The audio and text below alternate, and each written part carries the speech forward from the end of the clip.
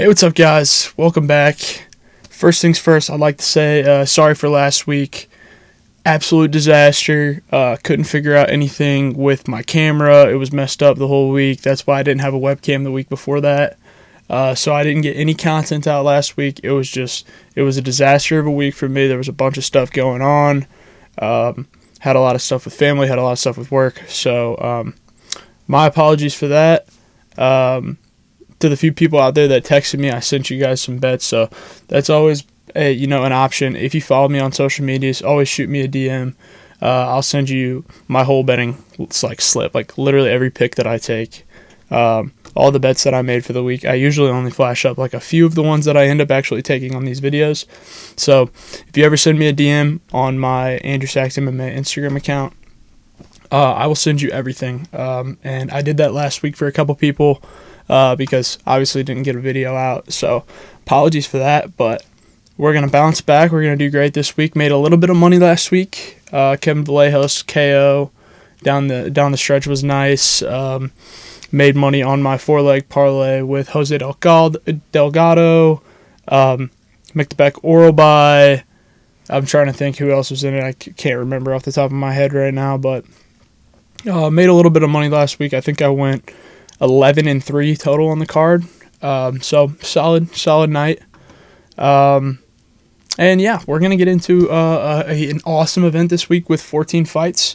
A couple of these fights I'm going to go a little light on. A couple of them I'm going to try to, break down for a few minutes. So starting us off, we got Melissa Mullins versus Luana Carolina. This is one that I'm probably going to go pretty quick with. Carolina, she's okay, 11-5 record. A lot of that is inside the UFC. She's been fighting in the UFC for a couple of years now, 3-4 years. 3-2 in her last 5 fights. The losses are to Joanne Wood, and most recently in her last fight, sorry, I'm going to get that down, Michelle Montag. But in that stretch, had a couple of wins against Ivana Petrovic, Julia Storyalenka, and Lucy Pudilova. So she's taking on No Mess Mullins. Melissa Mullins, she's okay. Another one who's 3-2 in her last 5 fights. Both of these fighters coming off of a loss. Mullins pretty young in her MMA career with only 9 fights, but she is the older fighter here. And then there's just something to be said about the fact that this fight is in London, and she's the English fighter. And so I'm going to side with Melissa Mullins. She beat Daria Zelesniakova on the regional scene 3 years ago, and then I think they ran it back, if I'm not mistaken, inside the UFC, and she lost. So they're 1-1 against each other. But inside the octagon, she does have, I believe, 2 wins now for the UFC. Yeah, against Irina Alekseeva and Claudia Saigula, with her losses going to Nora Cornell and Daria Zelesniakova. So Daria won the rematch. I think Melissa Mullins could bounce back here, especially at a plus 100 value. I think there's good value there. So I'm going to lean with Melissa Mullins, the British fighter. Fighting in London. She's same height, has 1 inch reach discrepancy, but both these fighters coming off a loss. I think Mullins is just a damage fighter, and she's going to be able to do more damage in this fight. So one of the fights was not too excited about. I think this next fight is the only other. So yeah, the 2 women's fights are kicking us off. Chanel Dyer versus Ravina Oliveira. Now, this one is one that I'm actually a lot more excited about. Chanel Dyer making her UFC debut. She was signed after losing her undefeated record and dropping the fight in her Contender Series fight against Carol Foro, who was also signed to the UFC. So that was one of, I believe, 3 or 4 fights from this past season where both the winner and the loser were both signed. So Chanel Dyer, 24 years old, super young in her MMA career, right? Only 7 fights, fighting out of London, so this is a home fight for her in her UFC debut. She is a kickboxing a master. She's really, really good at kickboxing. She was a kickboxer before she got into MMA, has a whole bunch of fights on a whole bunch of regional scenes in kickboxing. Ravina Oliveira, on the other hand, 7-3, coming off back-to-back losses inside the UFC octagon. She's 0-2 inside the UFC. Losses to Tainara Lisboa and Stephanie Luciano in her last fight. Both fights, I believe, did she lose both fights? No, she lost one by decision, one by submission. I think Chanel Dyer is a solid value piece here for probably even a knockout. I think they're just throwing her a fight that she can win in front of her home audience to kind of build up a young prospect in women's MMA. She is an inch taller than Ravina, and they do have the same reach. The kicking game of Chanel Dyer is great, obviously, with a kickboxing background. And I think that's going to be really a big factor in this fight is going to be the kicking game. So I think I'm going to lean with Chanel Dyer here. Minus 350 on the money line, so not great value there, but I do think she could find a finish, and if she does, it likely would be by knockout. So knockout decision to get a little bit better odds. All right, moving on up the card. Shamrock is taking on Al Sawadi. I forget this guy's first name. And, of course, this isn't loading. Abdul Karim. I knew it was a double first name, but... So, yeah, Shamrock taking on Abdul Karim Al-Sawadi, the pride of Palestine. 4-1 in his last 5 fights, but coming off of a loss is Al-Sawadi. His last fight, Loic Radzhabov,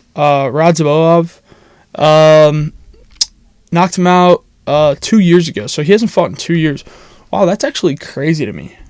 For some reason, I feel like Al-Sawadi's had a couple of fights get canceled inside the UFC over the last couple of years. So, before that, a couple fights on the regional scene with Fury.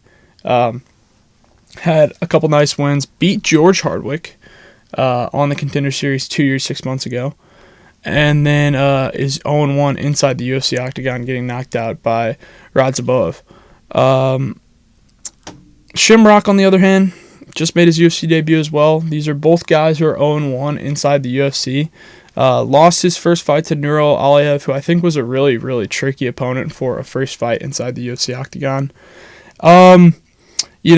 He's got strong grappling. His Brazilian Jiu-Jitsu is the best part of his game. And I think that's what's going to be really the biggest factor here in this fight. He has a big size advantage in this fight, which is nice. He's going to be 3 inches taller with a 4-inch reach. And I think that's just going to be a big factor in being able to get his wrestling going. The striking is okay. It's not awful. He's not going to be able to strike against high level strikers, but it's good enough for him to stick around in the UFC. And I think this is a fight where he's going to be able to get a little bit of strong striking going, and then get some takedowns going and work his submission game, which is definitely the best part of his bag. Al-Sawadi's got a little bit of ring rust since he hasn't fought in 2 years, whereas Shamrock fought just a couple months ago inside the octagon. Just 3 months ago, and again, like I said, Aliyev in your UFC debut, super tricky. Taking on a 10-0 guy who's just known for ridiculous grip strength, crazy grappling. That's a super tough matchup for Shamrock. And I picked Shamrock last time around. He didn't fight as bad as, a lot of people said he did. I think, like I said, that's such a tricky opponent. And, fighting out of the UK, this is another UK fighter. I think I'm going to be leaning with a lot of UK fighters in this card, to be completely honest with you. So, Shamrock to get this one done by submission or decision. Moving on up the card, we got Louis Sutherland versus Brando Pericic.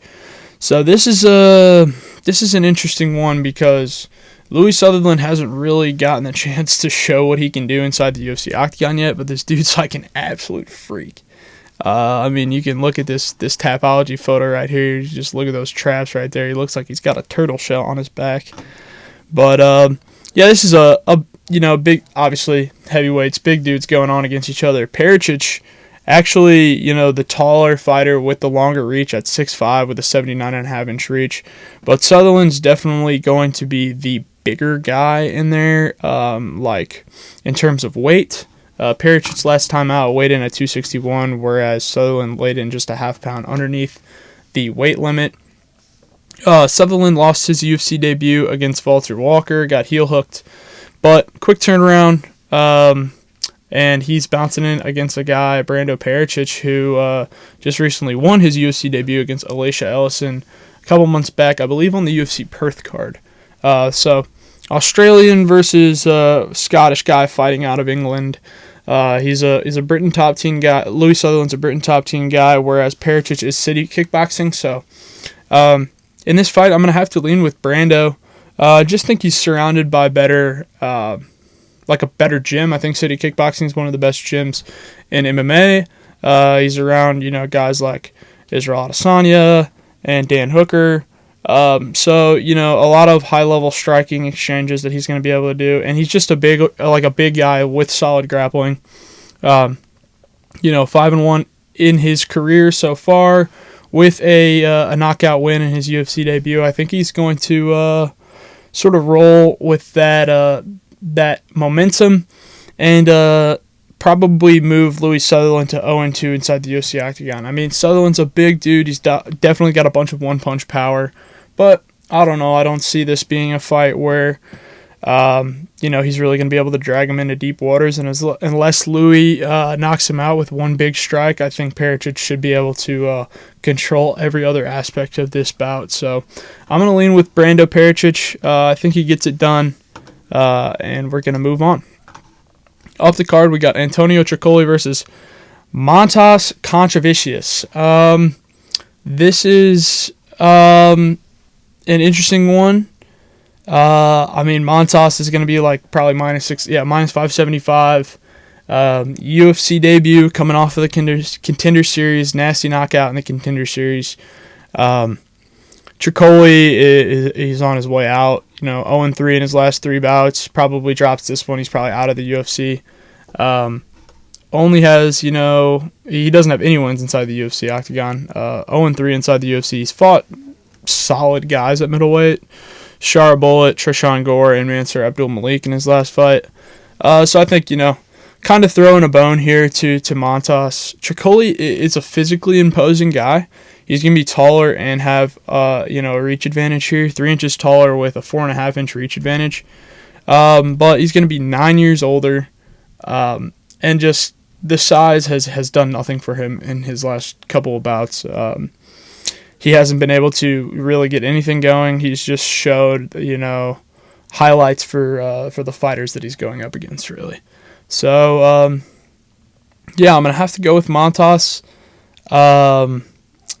I think, younger guy, Contender Series debut guy, on a little win streak, has tons of momentum here.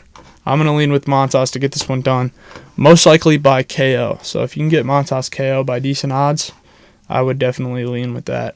Moving on up the card, we got Mario Pinto versus Felipe Franco. This is another one of those ones. Wide odds here for Mario Pinto. Minus 550, probably closer to minus 600. Let's check the betting odds real quick. Betting odds on this one, Mario Pinto's actually closer to minus 800 on the books right now.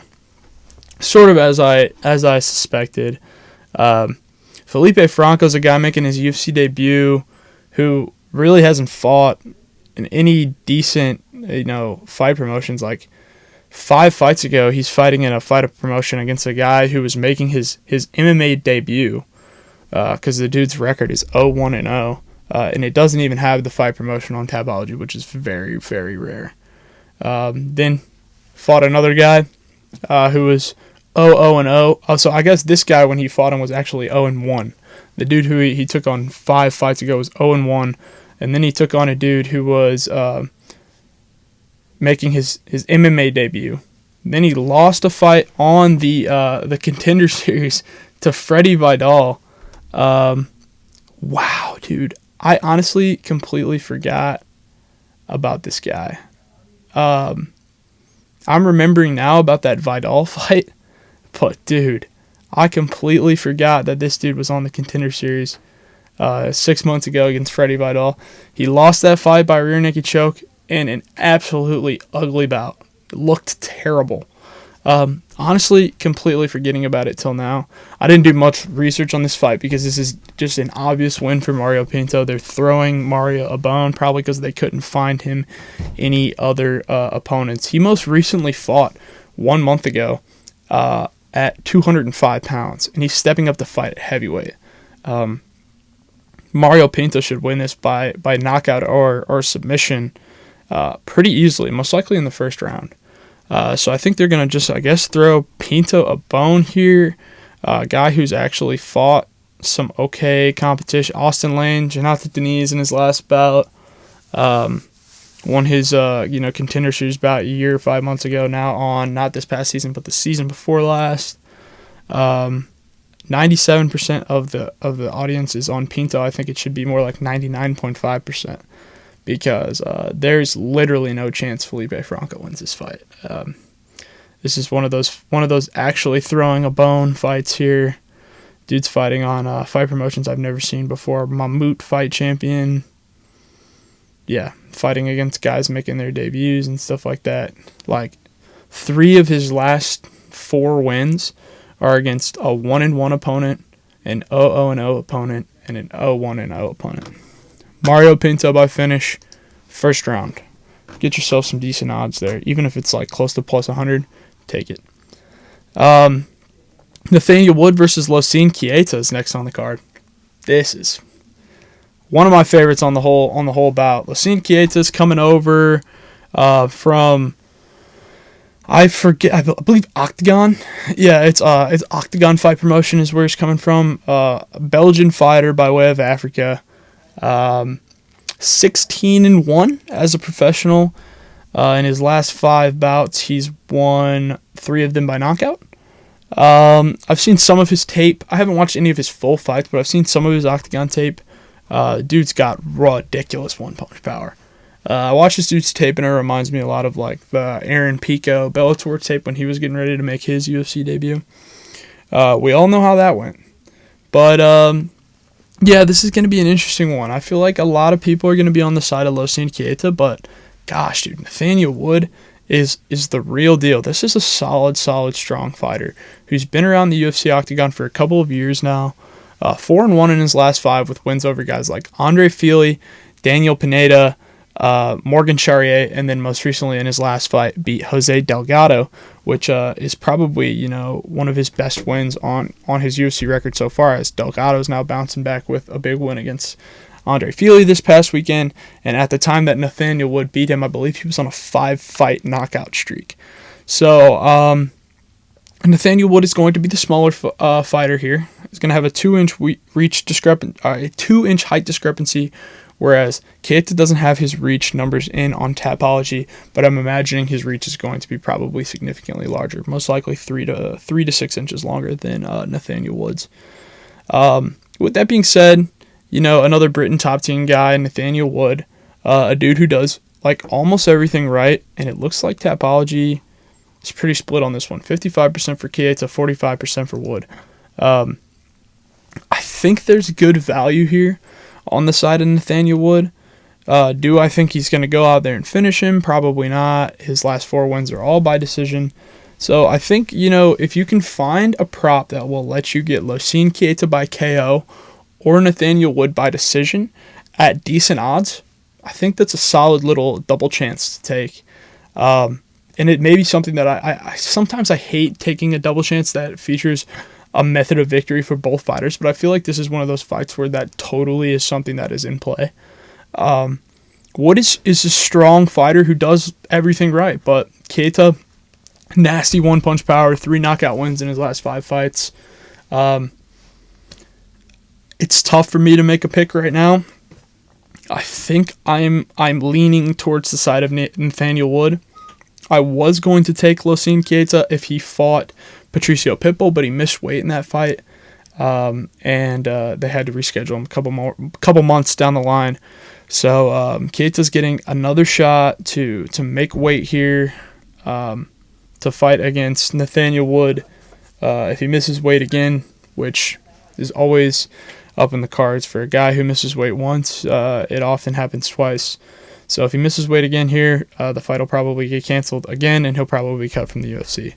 So I'm going to lean with Nathaniel Wood. There's a lot of question marks behind Keita. He's got nasty one-punch power against, not the best competition, whereas Nathaniel Wood's been doing it inside the octagon for a couple years at a high level. Moving on up the card, we got Mason Jones versus Axel Sola. This is legit one of those ones that I'm like, I am so dead split on this fight that I don't know which one to pick. Like, that's back-to-back fights that I really, really don't know which one to pick.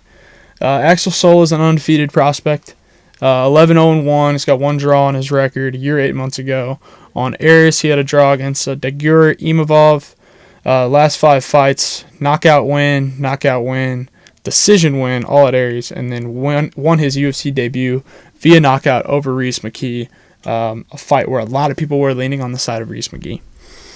Mason Jones, on the other hand, this is a dude who's in his second stint now in the UFC. First stint didn't go well. Then he had a couple fights on Cage Warriors. Won a couple bouts. Since then, 2-0 inside the octagon since bouncing back. Win over Jeremy Stephens in his comeback to the UFC, which was a super strange fight where Stephens actually did tons of damage. Jeremy Stephens actually fighting again at 328 against Bobby Green. So that's going to be an interesting one to break down here in a couple weeks. And then knocked out Balagiocki a couple months back. Dude, I am so split here because Mason Jones does a lot of things great. He's really strong, has solid grappling, has really good striking. If he's able to get mount, he does massive amounts of damage from top mount. Axel Sola, on the other hand, this is a dude who's younger, taller, most recently fought at welterweight. So this is, I believe this fight is at 155 pounds. Yeah, this fight's at 155. So he fought at welterweight in his last bout against Reese McKee. So he's bouncing back down here. And, at 155 pounds, 6'2", that's tough. That's a lot of size for a lightweight. Don't get me wrong, Mason Jones isn't, a chump by any means. He's not a small guy, but 6'2" lightweight, that's always going to be a tricky challenge. So I am basically dead split here, but I think I'm going to lean towards the side of Mason Jones, just for the damage aspect of things, and the fact that, this is kind of a home fight for him, a Wales guy fighting in England, gonna have, the crowd's support for sure. So, gonna go with Mason Jones here, and we're gonna move on up the card. Curtis Campbell versus Danny Silva. This is one I'm gonna keep pretty short. I really like this Curtis Campbell kid. You look at this picture right here, it's pretty funny, but there's something about this kid that I like. I legitimately enjoy. I think he's fun. He's funny. He was fun to watch on the Contender Series. He had a really impressive win by knockout over Demba Sek. I believe was really close odds. If not, Curtis Campbell was the underdog. He's fighting against a guy, Danny Silva, who's been in the UFC now for a couple of fights. 2-1 inside the octagon. Has wins over Josh Coulibaugh, Lucas Almeida, and then most recently lost to Kevin Vallejos, who is on a ridiculous run right now. So, Danny Silva, not a bad fighter. Won his Contender Series fight by decision, and then has 2 split decision wins inside the UFC octagon. So he's fighting in close bouts. But he's taking on Curtis Campbell, who's fighting at home, making his UFC debut. I just see this as the perfect opportunity for Curtis Campbell to break into the UFC with a strong performance, whether that be a strong 3-round fight that he does tons of damage and wins by decision, or can find a finish both with his submission game and with his knockout game. I think that Curtis Campbell gets this one done. Minus 175 favorite. I think there's good value there. Danny Silva's no chump. This is not going to be an easy fight, especially considering, Silva's going to be a little bit taller, but Curtis Campbell does have the reach advantage. He is undefeated. He is fighting at home, couple minutes away from his hometown in Liverpool, England. And this is a guy who trains with, Paddy Pimblett. So, I'm gonna lean with Curtis Campbell. I think he's got a strong career inside the UFC octagon coming up. So, yeah, moving on up the card, Curtis Campbell was the main card opener. So moving on, the next fight in the main card, my favorite fight of the whole night, Christian Leroy Duncan versus Roman Dolidze. CLD is one of my favorite fighters in the UFC right now. He's a guy that I legit think has like strong potential to be, a ranked middleweight that can win fights with his striking against some of the best middleweights in the world. The takedown defense is a little shaky, but Dolidze is kind of a dumb fighter when it comes to, fight IQ, making decisions inside the octagon that may help him win. I think a strong grappling approach would be the only way that Dolidze could get this fight done. But I don't know if he will follow that route. I think, he likes to try to use his striking a lot more than he should, and I think that comes back to bite him in the ass a lot more than it should. So CLD 4-1 in his last 5 fights with knockout wins over Claudio Ribeiro, decision win over Andre Pulaev, who, may I remind you, could not get finished by Mansour Abdul Malik. Was that Mansour Abdul Malik? It was one of the. Oh no, it was Ateba Gautier. Pulaev could not get finished by Ateba Gautier, so CLD, I'm gonna consider that, if he wins a decision, and Gautier wins a decision, the power's still there, if you guys get what I'm saying. And then back-to-back spinning elbow knockouts against Eric Anders and Marco Tulio. His spinning stuff is disgusting. His strikes are nasty. He throws crazy elbows, crazy knees. The dude is 6'2", is going to have a longer reach on Roman Dolidze. He's a big favorite here, fighting at home. Give me CLD as one of my favorite picks on the whole card. I think he's going to knock him out. I know there might be a lot of recency bias on the side of Duncan, especially with 2 spinning KO wins in a row. But I don't think it really matters, to be completely honest with you. I think this is a fight that just makes sense for Christian Leroy Duncan. It's a fight that I think he's going to be able to get done. Dolidze's last 2 losses are against Evloev and Anthony Hernandez, who are top level middleweights. But like I said, the only wins that I really like for Dolidze are, Marvin Vettori, but Kevin Holland at middleweight has never proven to be good. He's always only really looked strong at 170. And Anthony Smith at 205, I'm not even going to consider that as a good win. So, Dolidze at 185 pounds, I don't know. Power maybe is there. Grappling is okay. Christian Leroy Duncan, I think, runs through him. I think he wins the fight by knockout or by decision. I don't think there's really any submission threat there, but I think the KO decision would probably be like minus 300 still. So, moving on up the card, we got Iwo Baranowski versus Austin Lane. I never noticed that Iwo Baranowski's nickname is Rudy. It's kind of funny. Baranowski, this is going to be a fight I break down for like a minute and 30 seconds, maybe max.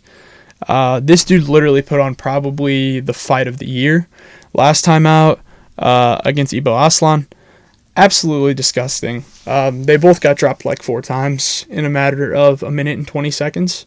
And then Baranowski, chinned him with a disgusting right. I'm seeing 99% here for Baranowski to 1% for Lane. I think that's fair.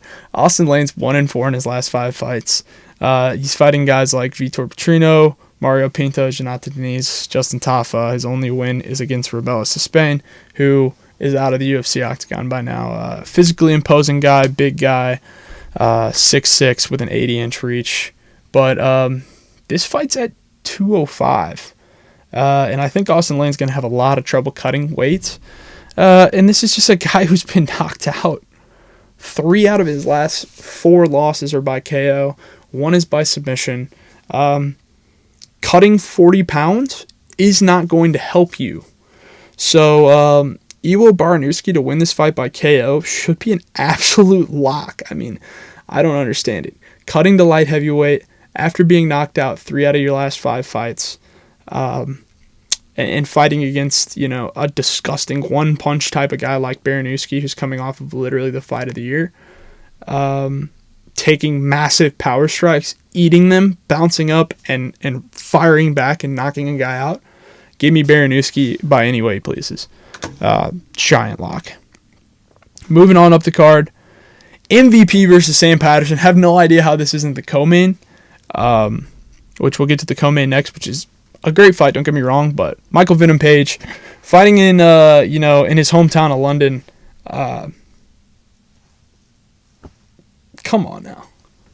Give me MVP, dude. This is one of the craftiest strikers that's ever fought in an MMA octagon ever. This dude's 24-3, long-time Bellator fighter, Bellator champion. Since joining the UFC, he's on a nice run. He's 3-1 inside the octagon, wins over Kevin Holland, Shar Magomedov, and Jared Cannonier at 185 pounds. He's dropping back down to 170 for this fight. His only losses against Ian Gary, who may be up next for the belt against Islam Makhachev. Sam Patterson is good. Do not get me wrong. Sam Patterson is good. He's on a 4-fight win streak here. Submission win against Johan Lanese. Submission win against Kiefer Crosby. A knockout win over Danny Barlow. And then most recently in his last fight, a knockout win over Trey Waters. Good wins. Trey Waters, Danny Barlow, Kiefer Crosby, they're here. Michael Venom Page is way up here in terms of level of opponents that these guys have fought in their careers. MVP's just got so much more experience. I know he's going to be 9 years older here, but I don't know. Both of these guys are same height. MVP's got a slight reach advantage. If Patterson were this just massive dude who had a long reach advantage on him, and was just going to ragdoll him in the grappling department, then I'd be like, okay, maybe Patterson has a chance to win it. And he does have really good Brazilian Jiu-Jitsu, don't get me wrong. But so does Michael Venom Page. He's been training the Brazilian Jiu-Jitsu like crazy recently. And 4-1 in his last 5 fights, 3-1 inside the UFC octagon, getting wins against guys who have been ranked for years, like Jared Cannonier and Shar Bullet, who's been a recently ranked guy. Fighting at home, I got to go with MVP to win this one by knockout or decision. Leaning up the card now, co-main event, Luke Riley versus Michael Aswell. This is super interesting. Luke Riley, he's a fan favorite in England.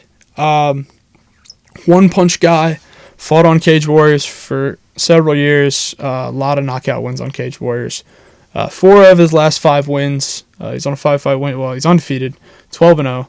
His last 5 fights, 4 knockout wins, only 1 decision win. And then, knocked out Bogdangrad in his UFC debut a couple months back. The concern is the takedown defense. Michael Aswell is a wrestler, right? This is a dude, 3-2 in his last 3 fights, or in his last 5 fights, excuse me. Lost to Bogdangrad via split decision on the Contender Series, a fight that I personally think he won, and then lost to Balaji Oki inside the UFC. But he's 2-1 inside the actual, or not 2-1, I'm sorry, he's 1-1 inside the UFC octagon. Beat Lucas Almeida by knockout last time around. Almeida was compromised. I believe he had a broken hand in that fight. So, as well as actually the younger guy here, he's a little bit shorter. They have the same reach. Luke Riley has all the power on his side, all the striking on his side, whereas Michael Aswell, his only real path to victory here is a strong grappling approach where he's able to hold Luke Riley down, do damage on the ground. Has to do a lot of damage on the ground. Excuse me, my nose is a little runny. I apologize for that. But has to do a lot of damage on the ground to really weather the storm of Luke Riley, because as we saw last time out, Luke Riley got wet blanketed for 5 minutes, bounced up second round, knocked him out with 1 punch, essentially. Literally turned his head 90 degrees from 1 hook. And disgusting striker, fighting in his hometown, a couple minutes away from his hometown in Liverpool. Give me Luke Riley to win this one. I don't see a world where he doesn't win unless Aswell is able to literally grapple him to all hell. And I like Aswell, so taking Luke Riley. Moving on to the hardest fight to pick on the entire card, Lerone Murphy versus Movsar Evloev. So first, before I say anything, there's legit possibility that this fight gets canceled. If this fight gets canceled, it will most likely be Lerone Murphy versus Gene Silva. If that happens, I'm going to take Gene Silva. I'm saying that now in case that happens. With that being said, I'm not going to break down a potential fight because it's probably not going to happen. So I'm going to break down Evloev versus Lerone Murphy, but the replacement will almost 99% be Gene Silva if Movsar Evloev indeed does have visa issues and cannot fight in England. That's been a rumor recently. Nothing official's been happening, and we're, 5 days away from the card now? So, I don't know. I doubt that anything's actually going to happen, but I'm going to break this down, but I thought I'd include that information. Movsar, an absolute wet blanket. One of the hardest fighters to fight in the UFC. 5-0 in his last 5 fights. Well, he's 19-0. Has never lost a fight. Lerone Murphy, 17-0. Never lost a fight. 1 draw on his record. Has fought against some of the best guys in the world. Same with Movsar Evloev. Has wins over guys like Diego Lopez, who's fought for the belt twice. Dan Ige, Arnold Allen, and the most recently Aljamain Sterling. So, former champion, former title challenger, Lerone Murphy coming off of a win against Aaron Pico. But before that, taking on, Josh Emmett, former title challenger, Dan Ige, Edson Barboza, Josh Culibao. This is super, super hard for me to pick. Murphy's a little bit of a bigger guy here.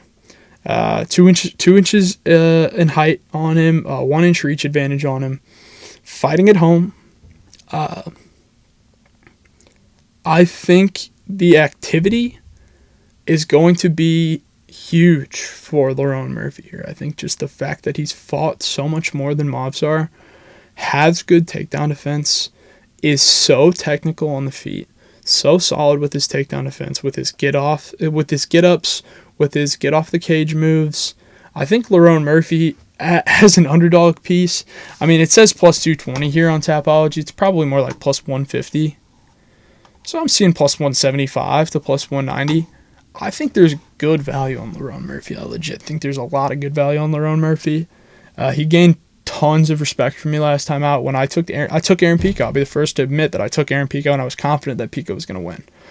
And then Murphy weathered the storm, took damage, and landed one of the cleanest spinning elbows I've ever seen as a fan of the UFC.